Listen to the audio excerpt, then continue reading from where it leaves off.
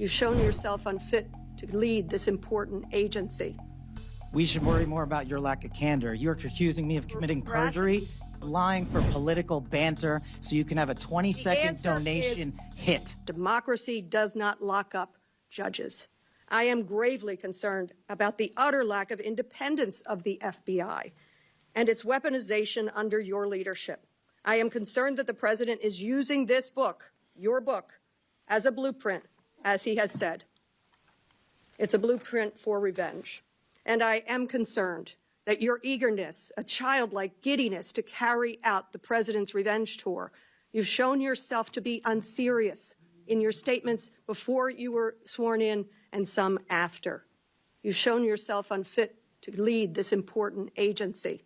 I was an impeachment manager for President Trump's second impeachment. It was a sad, solemn duty. And so I wanted to ask you about that.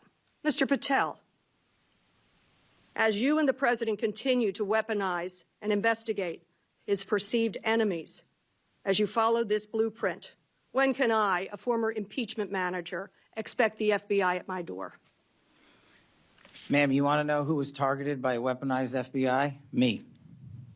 You want to know how and why? Well, you want to know what I'm doing to fix it? That. Let me move on. Well, you should read the book because there's no enemies list on that book. So there are people that violated their constitutional obligations and their duties to the American people, and they were rightly called out. And you should give that book to every one of your constituents so they can read about it. I won't be doing that. That's their loss. During your Senate confirmation hearings, you repeatedly denied having any involvement as a private citizen in the firing of FBI officials who engaged in the prosecution against January 6 insurrectionists, the violent rioters who beat and killed Capitol police officers, and whom you referred to as political prisoners.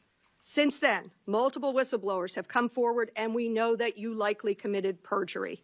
At the same hearing, you claimed you were not familiar with Stu Peters, an anti-Semitic Holocaust denier, despite the fact that you appeared on Mr. Peters' podcast 8 separate times. 8 times. And you claimed not to recall. Mr. Patel, my second question is, should we worry more about your memory or your veracity? We should worry more about your lack of candor. You're accusing me of committing perjury. Tell the American people how I broke the law and committed a felony.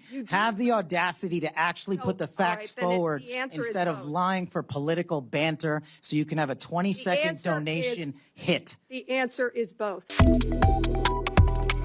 Subscribe to One India and never miss an update.